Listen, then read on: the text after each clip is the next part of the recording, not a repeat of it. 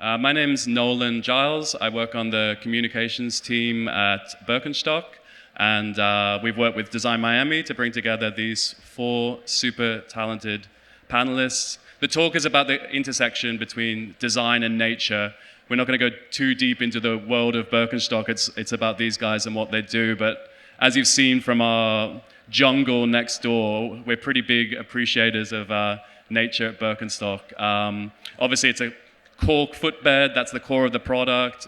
A lot of natural materials go into it, and the actual intention of the shoe, for those who wear it and appreciate it, is that it's intended to help people walk the way that nature intended them to walk. It's supposed to be as close to walking on sand as possible. So that's the BIRKENSTOCK spiel. Let's get through to our panelists. So we have Curator Mariah Nielson. Nearly called you Maria Nelson. It's my alias. Mariah Nielson, she's from Inverness in California, Curator. We have Skelly, also a Californian from Claremont. Cristina Vezzini, Italian originally, but lives in London, not far from me. And Emmett, who is the local among us, a Miami-based artist, designer. Thank you. So I think the best way to start is actually for these guys to introduce themselves. We've got a little bit of a slideshow situation, and we're going to start with Mariah. I think Mariah is particularly interesting to hear from in this context of design and nature, because she actually grew up in I guess the most naturally designed kind of environment. Her father was a famous artist and sculptor, J.B. Blunk, and let's see some photos of your home.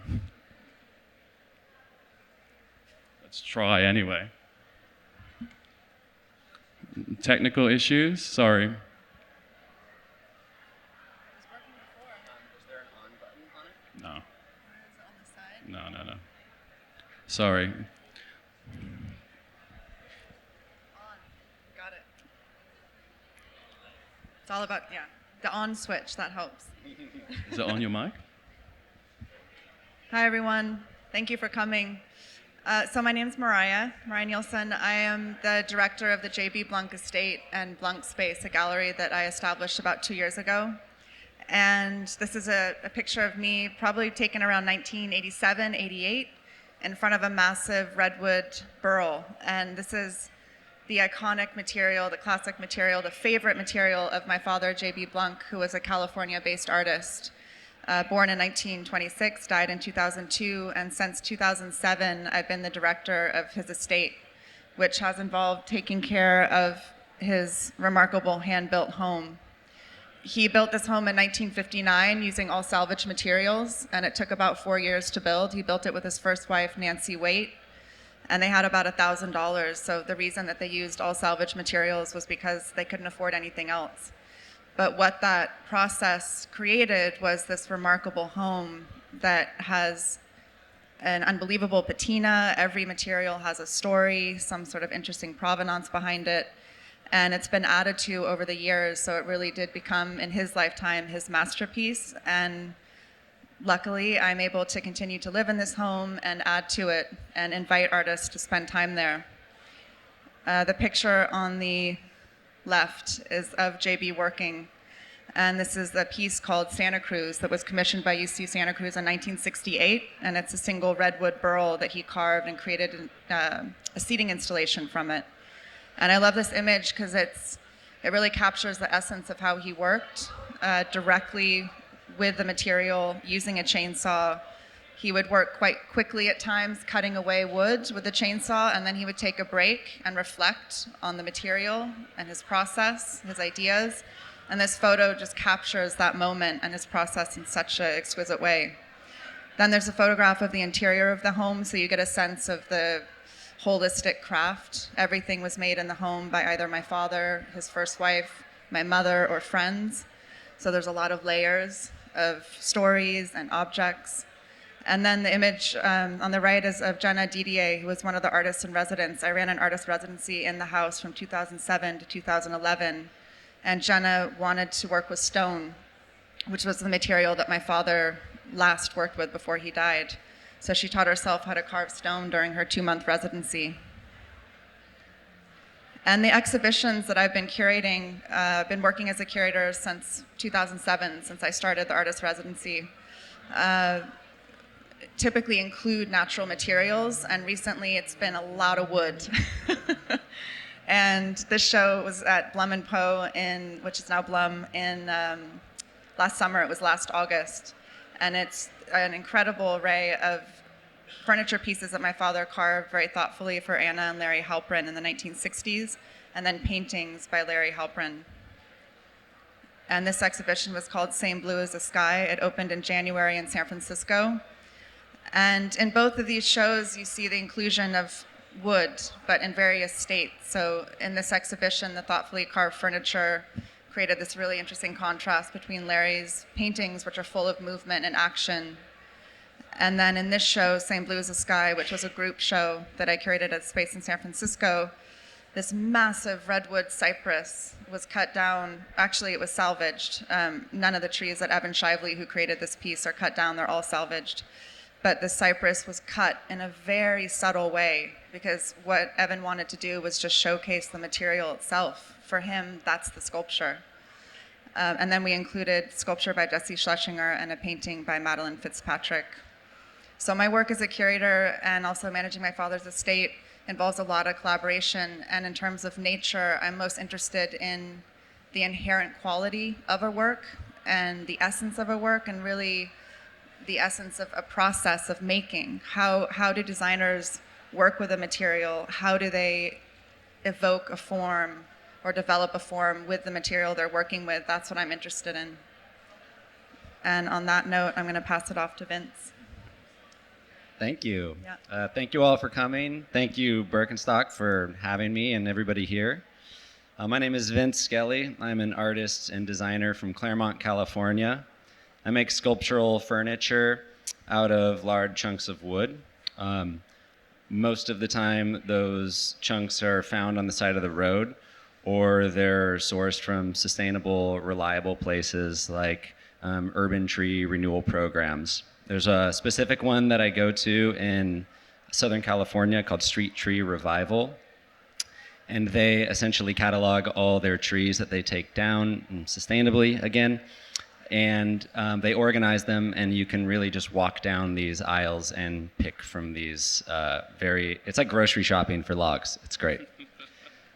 The underlying theme of my work is this idea of ancient objects and structures, specifically dolmens, and their relationship to mid-century art and design. These are some of my most recent pieces out of redwood. They're jewelry boxes, and it's the first time I did some intricate drawer work for these, so it's actually kind of far out of my realm. I usually use a chainsaw to do all my carving, followed by hand tools, traditional hand tools, gouges and chisels, and then go on to sand and oil the work with a product called a Rubio Monocoat, which is a safe product to use and smells great. Most of my work it just starts with a loose idea.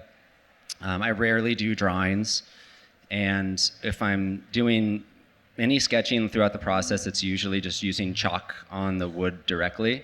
And you can see here on this image, there's some circular marks and a triangular mark on this wood, which is just indicating some loose cuts. So much of my work relies on improvisation because I'm usually experiencing voids in the wood, like knots, or responding to certain character in the grain that I want to highlight.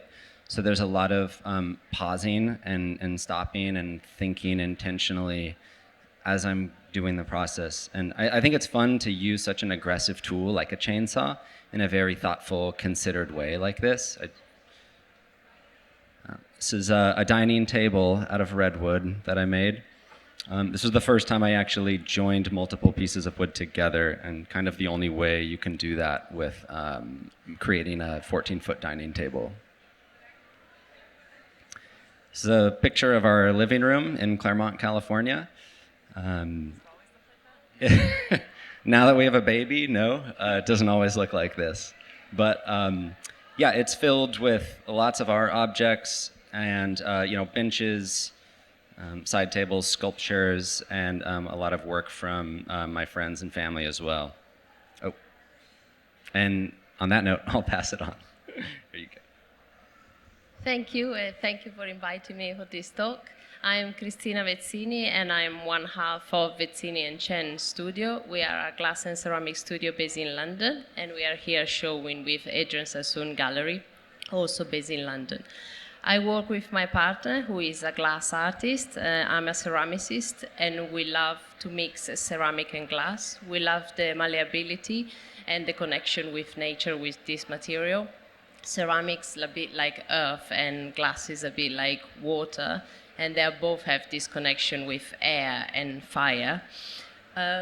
We are mainly inspired by nature and the underwater world. We are both scuba diver, and we create large-scale installation. Like, for example, this is the installation we created for an exhibition last year in London, where we took inspiration from different flowers. It was called Wildflower Meadow. You have a ceramic center and a glass that diffuses the light, and it reminds also a bit like diving in the ocean. These are other two pieces that we create.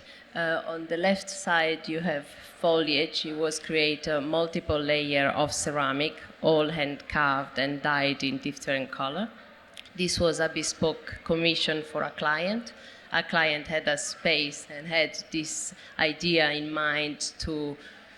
He saw one of our pieces where the light is diffused with the ceramic, and our idea of walking through a forest, and that's what we try to recreate with this piece. Also, we create individual pieces using either ceramics, like on the left. We are really inspired by the foliage and the leaves and the small detail that you find in nature.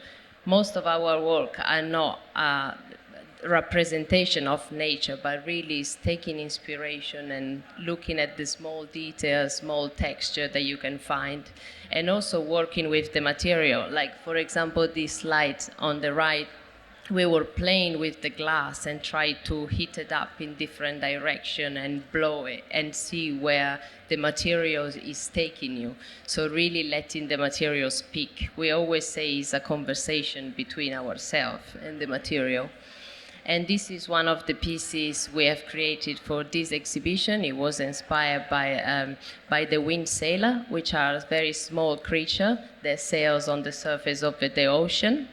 And we try to create the same reflection and interaction that we have with the light on the surface of the sea. And we hope you will go after the talk to the stand and have a look at the pieces.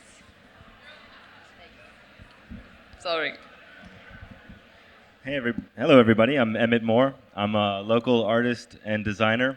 I studied furniture design at the Rhode Island School of Design, and I work a lot with recycled material, reclaimed material, trash, waste, and repurposed wood. I'm really interested in the connection between ecology and the built environment. This is a sculpture I made using 3 types of wood that grow here. One is a native wood, one is a naturalized wood, and one is considered invasive. So I'm really interested in that dynamic and how these 3 woods kind of intermingle. These are all reclaimed and repurposed from buildings. Well, actually, the slab that you can see there is a mahogany slab that was knocked down by a hurricane, and the other boards are taken from construction sites. And there's actually, this one has a nice detail of a snakeskin edge, which also represents an invasive species in Florida, and all reconstituted here as a tree. So I took these found parts and reassembled it into a tree. This is a chaise lounge made out of secondhand T-shirts and a piece of cedar driftwood. So Miami is sort of a hub for importing and exporting clothing. A lot of clothes that get thrown away or donated. The whole eastern side of the U.S., not just the East Coast, but like basically the whole eastern half. A lot of it winds up in Miami, where it gets sorted and arranged and shipped to Central and South America, the Caribbean, and Africa. So a lot of what I do is I try to find material that's in steady supply. that sort of flows. So this is sort of a constant supply of material that comes through Miami. And it was always in my periphery growing up, seeing these warehouses packed to the rafters with clothing. So one day I said, oh, I wonder where this is going, where is it coming from? And it began this process of trying to figure out how to build with it. So the way that I work with it is similar to fiberglass. I use epoxies and I lay it up in the way that boats are made, basically. And this particular piece has this large section of cedar driftwood as its basis. So I really wanted to highlight how this composite material, fabric and epoxy, can rely on this natural material, cedar driftwood. They sort of fight and they push and pull against each other, but ultimately they need each other. This is also a mahogany slab table that came from a tree that was knocked down by a hurricane. We live in Miami. We're on either side. We have a national park. On one side, it's Biscayne National Park, essentially the ocean, and the other side is a swamp. Two very biodiverse places. A lot of trees and beautiful materials, but not a lot of it is accessible. So Mariah came to the studio this morning, and she was asking about forest and where do we go for materials, we're in this interesting sort of paradox because we're surrounded by natural beauty, but there's not a lot of raw material that comes from it. So it takes a natural disaster or the demolition of a building to find a beautiful piece of wood. This is a native edible garden I did for the Mocha in North Miami. This project was really to draw a relationship between the built environment and ecology with design as a conduit. So creating a modular system that could grow plants, and then this system also becomes a hub for hanging out, meeting, charging your phone, and learning about local ecology. So visitors could come here and eat from the plants directly in the installation, and charge their phone with solar panels that were connected to it. And this is a recent sculpture. This is actually meant to be installed in a garden, not on a concrete slab. But the idea was that it could be taken over by plants. It would sort of act as a scaffolding for vines and local plants that could one day consume it and maybe ultimately destroy it. And the form was referencing the idea of a super tall tower. So these are this sort of new architectural typology of towers that are over 1,000 feet tall.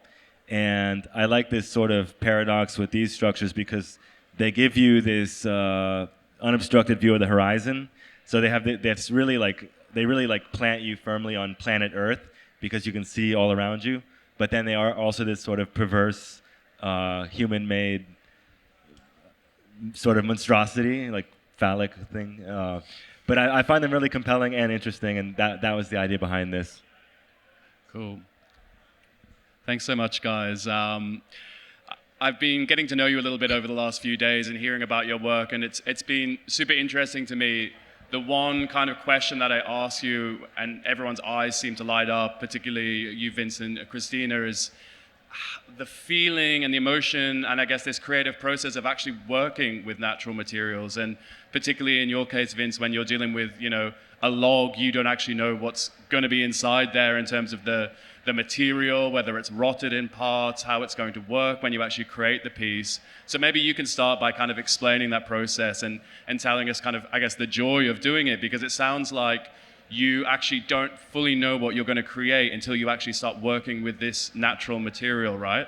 Yeah, exactly. And also, even working with trees of the same species, every tree is different inside. So the rings are always going to look different on every redwood. It's not going to follow the same exact pattern. So there's always discoveries, and even working with the same type of tree. What I like to work with is new wood, and I get the opportunity to do that a lot because I'm working with fallen urban trees. So in other words, like backyard trees. So I might get a hold of a magnolia tree, which is something that you can't buy in the store. And I've never worked with that before. So it's a brand new experience. It's a brand new color. It interacts with the tools in a different way. It feels different. And it's super exciting. But also, yeah, just going off what you were saying, responding to knots and voids in the woods and things like that, it leads to improvisation. And if I'm working on commissions for clients, I always let them know that there's some level of improvisation to expect on my part, so that if we are working off a drawing, we need to communicate. I need to communicate to them that there's a chance that it might change, and it might not change more than 20% or so. But the improvisation part is the best, because you never know what you're going to get. And I guess that's the same for you, Cristina. So your partner is literally, working with hand-blown glass. You're creating amazing, very delicate ceramic works that combine together. When you see the final pieces on the screen, it looks like something that is very precious and very delicate. But in the beginning, you're working with something quite raw, right? Can you take us through your process? Sure. So we always say it's a conversation between ourselves and the material, and really try to go with the material and sometimes see what the material wants to tell us. For example, when you blow glass at the beginning, is in a state that looks like honey. And you have to work with the gravitation of the material and try to keep it in a shape. But sometimes we feel like, why? Just let the material speak, have his voice. It's a natural material, so even that really makes you feel connected to nature. And in a similar way, the ceramic piece, I can control it as much as I want when it's outside the kiln, it's oven. But when I put it inside the kiln, I always have to hope, and there is that excitement every time after I finish a firing. The ceramic goes up to 12,000 degrees Celsius, and every time the temperatures cool down and I go to open the kiln, there is that excitement every time, and that hope. Is there something new? And sometimes you discover something that takes you on a different direction. So it really is a design led through the materials as well. I have a similar part of the process, because I put my work through a kiln after I rough it out with a chainsaw. And that's usually just to dry the surface for oil or for sanding. And there's always a level of cracks that happen through it. And so any kind of joinery comes at the end after it's come out of the kiln. But I feel like the discoveries that you have with the kiln experiences they're probably more drastic than what I'm experiencing. And Emma, sorry, you go ahead. I was just going to say, I love the fact that your work is really combining the natural material with something very man-made, and often can be quite brutal pieces of mechanical things, whatever, like the stuff you're finding here in Miami. I'll let you continue in this conversation, but I think maybe you could add that extra bit of context to it, that extra layer. And also, I think for people here, it'd be really interesting for them to learn Miami. It's a built environment now. It's a big city, but it didn't used to be. It was a very natural place and has a very unusual geography as well. So maybe you can share some information about that too. Sure. Well, I was going to say regarding Vince's comments about wood, I think one of the things that got me really into using found materials in the first place was I got tired of going to Home Depot or someplace and buying a piece of wood, bringing it back to the studio and working with it, and then having waste material. So I started looking around my world and my periphery, and when you're finding material or working with a natural material, you have to contend with any imperfections or anything that it comes with. So like if you go to a store, you buy a perfect slab, there's no knots, there's no inconsistencies. But when you're sort of given a piece, you get to deal with it and work with the beauty of it, or like work with inconsistencies, anything that makes it unique. So I think that's it can really bring out the quality of the piece, the imperfection, and it can be fun to work with. The same goes for using found clothing or trash. You sort of like have a palette that you can work with, have limited materials and scale, and you have to contend with that. So Miami is unique in geography because we're on an ancient coral reef. So one of the materials we talked about was this material called Dade County pine that only grew in Miami, and it sort of evolved to grow on this hard reef. And it also evolved to be very dense, insect resistant, rot resistant, and very strong, yeah, against storms and whatnot. So this material it really enabled the development of South Florida. So like a lot of early buildings were built out of it, and 98% of it was wiped out in the development of South Florida. And now, about 100 years later, I mean, a little more than 100 years, a lot of it is resurfacing again with new development and demolition of old buildings. So it's become like a great source for wood for projects here. And Mariah, I guess you're used to hearing these types of explanations, from designers and artists about this real appreciation for material. I'd love to hear your thoughts on this, the philosophy that you have when it comes to choosing the types of artists that you want to work with and thinking about materials, particularly because, you're representing someone that was so deeply entrenched in natural materials too. So tell us about this curating process. Well,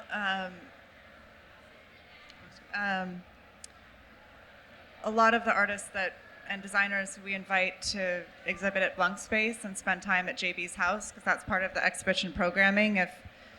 If you are invited or if an exhibition develops, ideally, if you're a contemporary artist or designer, you can come and spend time at the house and actually work in JB's studio and connect with the place, and also source local materials, salvage wood from Evan Shively, or clay from the 3 spots that my father dug clay from. There's a lot of local materials, and ideally there's some sort of engagement with those materials, or artists, makers within the community, because there's still quite a lot of creativity in the West Marin, Inverness area.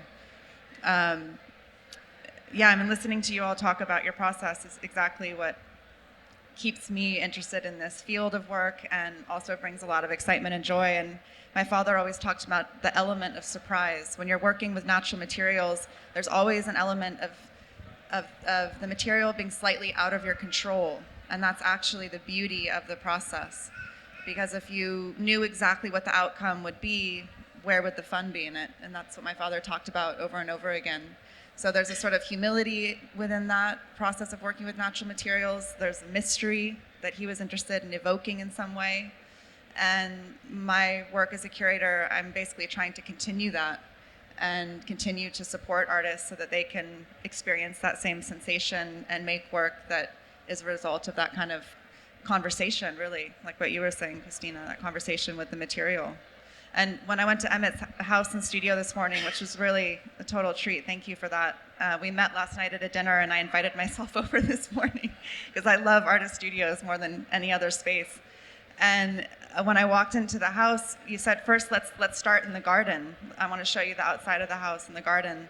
And he pointed out these really beautiful, what I thought were stone walls around the property, but they weren't stone, it's coral. And he explained that when anyone's building a house in Miami, they dig down into the coral and have to extract the coral out of the ground to basically install these columns. That blew my mind as a Californian. What? You're extracting coral, and then you use the coral that was extracted from the site to build these beautiful walls, and really incorporated that material from the site into the architecture. Then we go inside the house, and there's this series of coral furniture. And I thought, okay, this is beyond. Now he's making furniture out of the coral, but no, it's actually foam. It's waste material from local industries that Emmett has worked in such a way that it looks exactly like the coral. So I loved that also, that twist, because he's stepping away from the natural material, but using waste, basically a byproduct from our human industry, creating something that is mimicking this natural material. And there's just this great connection between the inside and the outside of the home. It was beautiful. Thank you. Yeah, and the synthetic coral work came from actually wanting to use coral rock. And when we did our house, we were able to use the coral rock to do the retaining walls. But then in doing that, I realized that it wasn't really, it's a finite resource. If you pull it out of the ground, you're leaving a massive void in the ground that then fills with water. And this is our bedrock. It holds the aquifer that we drink from. So all of a sudden, this seemingly natural materials, had this great cost to it. And that's when I looked for other ways to make it, just mostly based on the aesthetic beauty of coral rock, and realizing the thing that was in no shortage was EPS waste. So then I could use that to make the coral, sort of taking it out of the waste stream, using it, and it also has all the qualities that coral rock doesn't have. You know, it was lightweight, somewhat flexible, and it was also very strong, not very brittle. So able to reference nature formally, but use something that is otherwise be synthetic and kind of maybe have a bad connotations. But I think when dealing with these terms like natural and organic, sometimes we can get caught up in the language and don't think about the overall relationships or impacts. So, yeah. I haven't been yet to your house, but I've heard very good things, and there was a lovely article by a magazine, Architectural Digest, did a piece on your house. What I find amazing is that you've created something in Miami, a city filled with, you know, air-conditioned blocks that sounds like it's totally self-sustaining, right? What was the process like, and I guess what motivated you to think, you know, I'm going to put extra effort into making this a place that I feel good about living in because it's good for the environment? And how do you actually feel living in it? I'm just curious. Well, I think if I'm being honest, it really was like about practicality initially.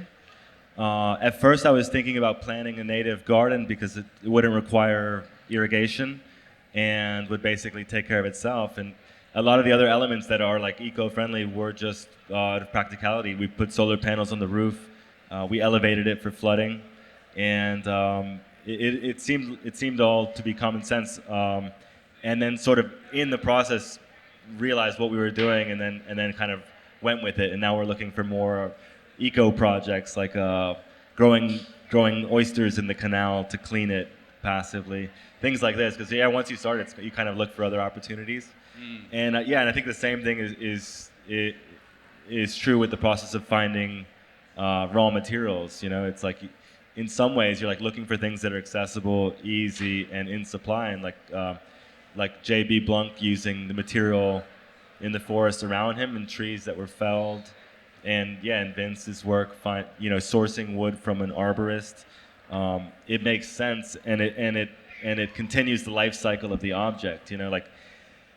I think that's one thing that's really cool too, is in the context of art and design, it enables this object that, like a dead tree or something that's been killed or knocked over, it gives it a permanent afterlife. So something that would have rotted away now takes on this like infinite life, because in theory art is something that you never throw away. It's like one of the few things in our society that's really never meant to be thrown away. And Vince, that's what I found super interesting talking to you, because when I first saw your work, I thought, you know, wow, he's really making an effort to source this amazing wood that has a beautiful finish and an incredible color. But actually, it sounds like it's not so difficult to acquire in California, and it's actually, there's a pretty, like you said before, shopping for logs. Like, is this stuff actually more readily available than people think? I think it's the most accessible material to work with. That or, you know, dirt. It's just as accessible as dirt. It's everywhere, unfortunately. And yeah, so I don't know. That was a realization I had, and it, you know, I'm thinking more and more about that topic as I'm, you know, continuing my art practice and working with the material. And I think like what that's actually leading me to is being very thoughtful about the shows that I do with galleries, to have a story behind it or a purpose or an intention. But it's always there. It's a scary thought that all these trees are coming down and they're not, it's very overwhelming. But it is leading to some, what I think are like productive exhibitions and ideas that are hopefully triggering other folks to think about, you know, our world right now in different ways. Vince, I'm curious how you started working with found lumber. Like, what was the initial impetus? Well, I'll try to keep it quick, but essentially I was studying graphic design in San Francisco and got a hold of the book Handcrafted Modern, which showcased Mariah's father's work, J.B. Blunk. And I really connected with his work, and essentially it just motivated me to start experimenting with the material, but not until 10 years after I got that book. because I didn't have the resources and wasn't really ready to make that plunge into a new, practice. So I was living in Portland at the time, and I moved into a house with a garage that was tilted and a liability to stand in. But I had the space to bring logs and work on. And so I got a chainsaw and used a couple of my dad's hand-me-down chisels and gouges, and just started giving myself little lessons as if I were in art school. So I am self-taught in that sense, and I would just drive around Portland and pick up logs that I found on the side of the road, or friends would text me photos of logs and say, hey, the corner of 54th and Herald, there's a pile of logs here. So I have a book that I want to make of cell phone photos of logs on the side of the road. But yeah, I think the best part of working with those, I like to call them found objects, is that it's fun to see how you can manipulate a found object in a very small way to give it a whole new personality or character or life. And Cristina, I mean, we're both living in East London. There's not so much natural resources that we can just pick up from the side of the road. So I'm interested to hear about how you actually work with materials, because you're going out beyond the city.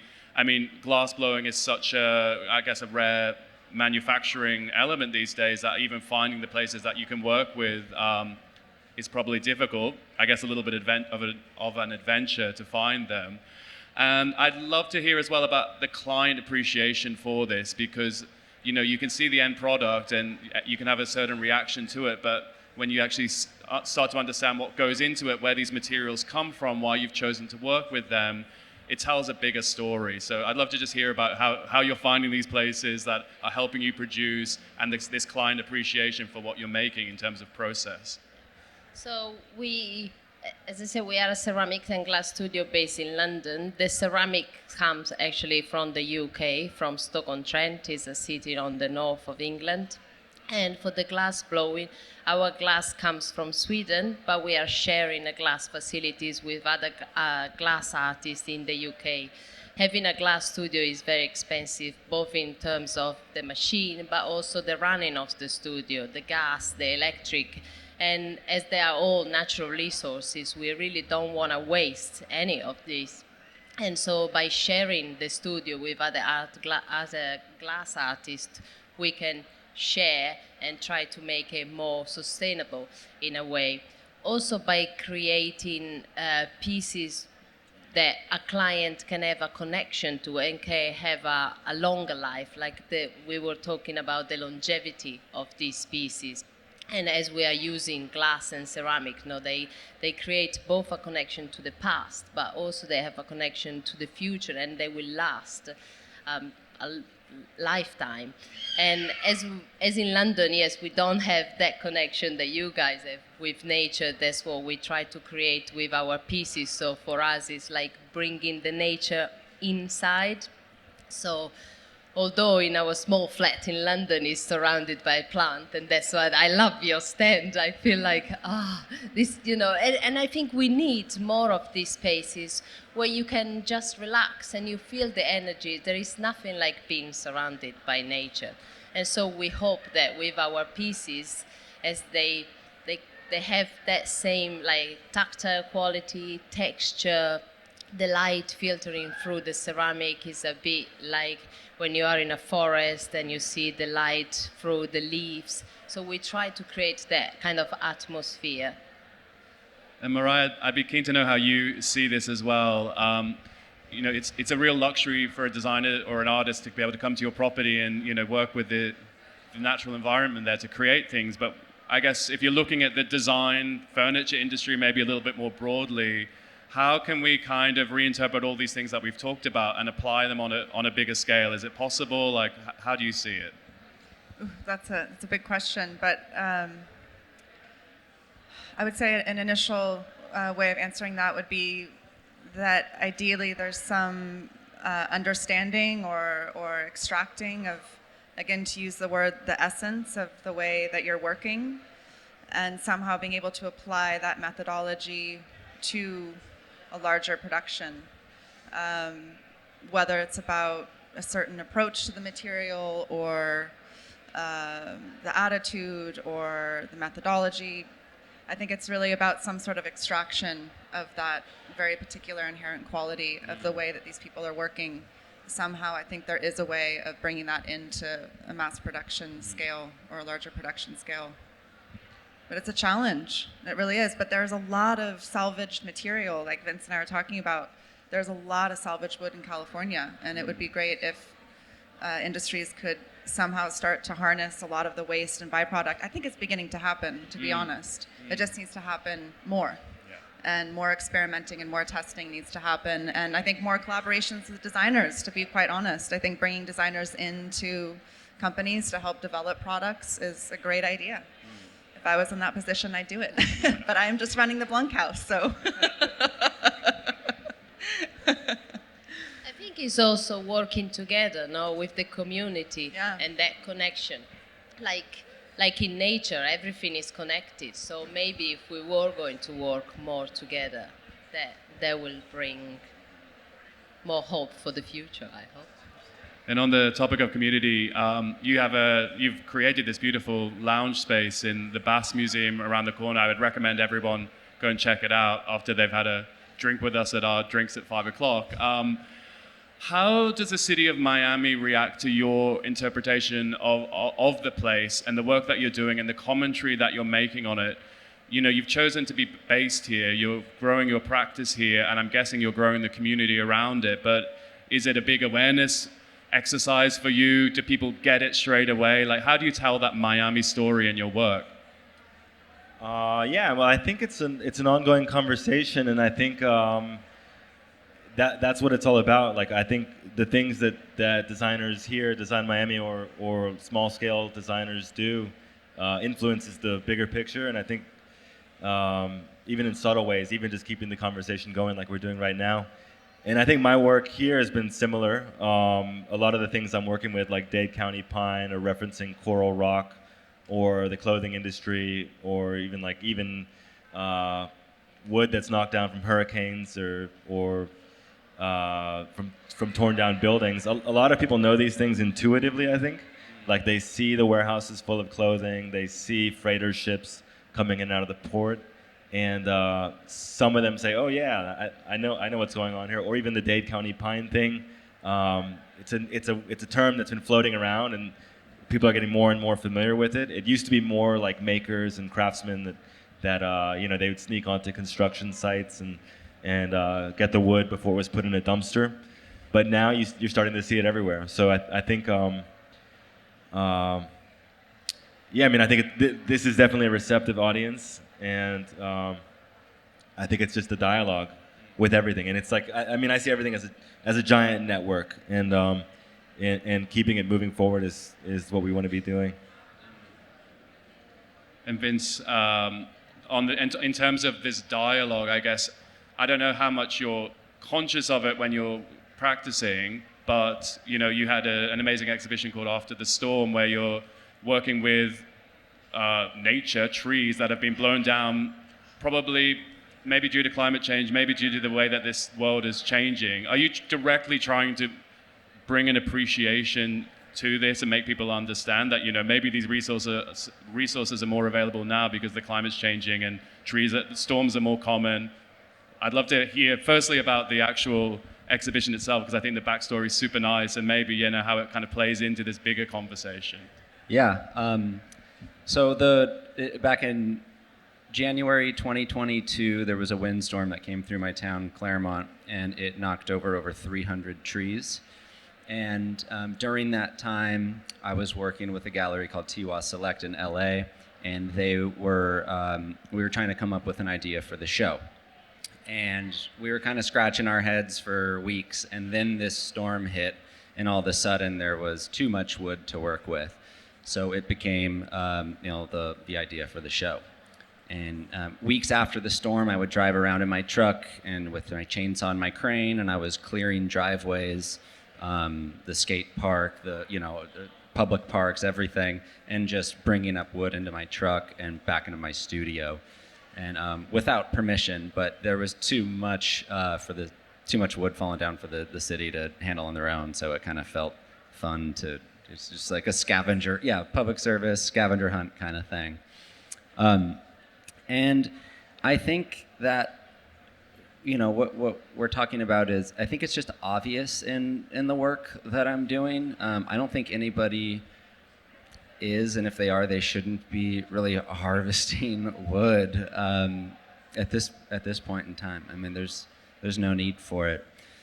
The log yard that I mentioned that I go to, called Street Tree Revival, they have contracts with some brands like Room and Board and Fender Guitars and Taylor Guitars, and they mill and source specific lumber for their products. And so I think it's on somewhat of a small scale, but I think that that's the idea that we need to push further and get more people involved with. And that, I mean, the conversation starts here, and it's kind of up to us to really get that word out for more stuff like that to happen. And Cristina, you're not just in East London. You're out scuba diving and seeing beautiful things in the wild and taking inspiration from that and applying that to your work. How much are you kind of conscious of nature and the changing nature of nature in your work and seeing things in the real environment? And I mean, you're directly spotlighting jellyfish in these amazing light pieces at Adrian Sassoon. How are you kind of, I guess, like I say, interpreting nature and really bringing it into your work in a conscious way? Well, I always try to take inspiration not just from the bigger things we find in nature, but for example, these pieces that we have on the show here, and they are inspired by the wind sailor, this small jellyfish-like creature. Actually, we find more of this jellyfish-like creature nowadays because of the increase of temperature of the ocean. So I try to bring a kind of in a subtle way, and I want to let people think. I mean, I don't want to be an environmentalist. That's not what I'm here, but it's really, I think, is what as designer and artists are here to make people think a bit deeper of what we create, why we create, and the importance of protecting nature in order to protect all these beautiful creatures and plants and things that we find within the nature, really. Brilliant. I might hand over to questions if anyone has a question in the audience. You're more than welcome to add, or if you guys have any specific thoughts or anything else you feel like we may have missed in this conversation. Does anyone have a question? Maybe I'll start with you. We've got a microphone coming. Just, down here, this lady. Thank you. Hi, Nolan. Thank you for a great talk. I know that it's all about nature, and BIRKENSTOCK embraces all of that, but I'm very curious about the company embracing modern technology and... Sorry, I was going to say, if we could stick to the kind of panelist questions, we have our communications team at the stand over there, but I'm sure we can kind of flip it around in terms of their views on it. I mean, I'm just curious, is that something to be embraced, or is it essentially all based on being natural, or as natural as possible? Like, where does modern technology or digital printing or in fashion and creation, will it ever be embraced or be developed? Sorry, go. Yeah, I fully embrace it. Well, I support it fully. I mean, I see like some cool 3D printed kind of Adobe homes and things like that, and CNC robotic arms carving, pieces of wood or marble. Like artist Alma Allen, I think he uses similar things like that sometimes, or has, and I think that stuff is great.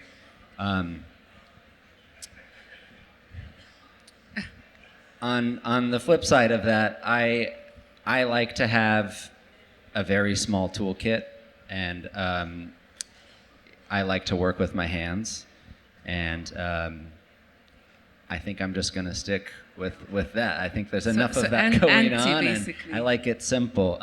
But I have Gone to mostly electric chainsaws, which is my That's the yeah. maximum. No, it's really interesting, and I think we've selected practitioners who are working in small firms, and there's a lot of handwork and there's a lot of very delicate kind of elements to how they work. Yeah, I mean, if anyone else has any thoughts on do you imagine yourself scaling up and creating your own kind of glass blowing facility in the UK and working with bigger brands? How is that something that even crosses your mind? No, actually, I'm sorry. Yeah. I love that I'm able, to touch the material, model it, feel the malleability of the material. And yeah, there is nothing like touching a piece of clay that is soft and you can create the shape that you want and then fire it. And I love hand carving. And I know that a lot of people that come on the stand, they always, when they look at the piece, they say, it's 3D printed. And when you say to them, no, it's actually hand carved, you can see the wow in their face, And I'm not taking away anything from 3D printed, but I think when something is handmade, you really feel the quality of the piece. Whatever it is, wood, ceramic, metal, fabric, any sort of material, you can feel the energy because there was a person behind it rather than a machine.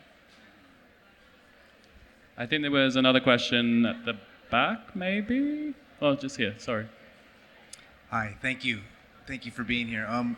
I was just curious, have you guys had any luck finding funding for artists that would like to use these natural materials but are building a shop or building the tools required to work in that capacity? No. You mean for artists who can't necessarily afford to buy the salvaged wood, for example? Yeah, grants. I have not heard of any grants. That's a good idea, but I can give you the number of my friend who will definitely cut you a good deal, or anyone a good deal, because he does believe in supporting artists and designers who don't have a lot of money. And for him, it's salvaged material that he doesn't have to spend a lot of energy collecting, so he basically will give it away, or at least give it away for a very little amount of money. That's just wood, though. But no, I don't know of any funding. Maybe someone else in the audience does. There should be. And Emmett, I mean, Yeah. It sounds like there's a growing desire for this salvage material and a community forming around it, which I think is a positive thing, right? If more and more people want to work with these types of materials, and the demand grows, hopefully the supply will become a lot easier, because as we discussed, there is supply there. So how do you see? A lot of waste is free, basically. The first time I bought a bale of secondhand clothing, I filled my truck, and I had to explain to them that I wanted to buy it, which took like a half hour. Say, no, I just want to buy this from you. And then when I finally filled my truck, I said, all right, how much do you want? And the guy leaned in and said, $5. So I was like, oh, okay, sure, no problem. So yeah, my main motivation wasn't saving money, but a lot of my, when I was initially starting to find waste material, is basically all free material. And I have a similar situation as Vince with his arborist that he works with, who has a business trimming trees and collecting wood and milling it and then selling it. I have a friend here who is an arborist and basically manages the tree canopy. And people started calling him after trees were knocked down in hurricanes or fell down because they weren't managed properly, or just pieces that he's trimmed off. And he was just giving pieces to artists because he didn't know what to do with it. So he was like, oh, I have this piece of mahogany, I'm going to give it to this guy who wants to make a bench. I think now he's realizing there's a market for it. So now I have to get to him before he sells the wood to somebody else. But essentially a lot of the great thing about the materials is in steady supply. I think it's interesting in California that you are surrounded by forest, and there's just a steady supply of massive tree trunks, because that you really can't get here. Anything to add, Mariah? Obviously, you have a a good supply of natural material on your property. But your father, I mean, these pieces are immense, you know, in terms of the scale. Do you still see that feasible? Are people still talking about wanting to create at that sort of scale with logs and trees and nature? Yeah, I think Vince is going to get there in no time. Yeah, absolutely. I think there's still an interest in creating these large-scale public works using salvaged material. Absolutely. Yeah, it just takes the right client, the right commission. Yes, sure does. And you're in the market, Vince. What? You're in the market. Yeah, sure I am. No, just real quick on that note of scaling up. My process started with carving like wooden sculptures of these dolmens, and they're massive, you know. And because I was using material that I could lift myself and put them in my trunk, they became the height of side tables. And because these structures that I was, you know, recreating have flat tops, they became functional. So my whole approach to my art practice has been through more of a fine art carving idea, but because of the nature of the material that I'm working with, it sort of put me into this lane of you know, functional sculpture and you know, this world of design that we're here and at this fair. And so this was never my intention or path. And speaking of scaling up, I've been doing that little by little, and soon, hopefully, we'll be recreating these Stonehenge type dolmen structures out of wood in public spaces, because that's where I think this work should live. Fantastic. Well, we're out of time. Just a couple of housekeeping things.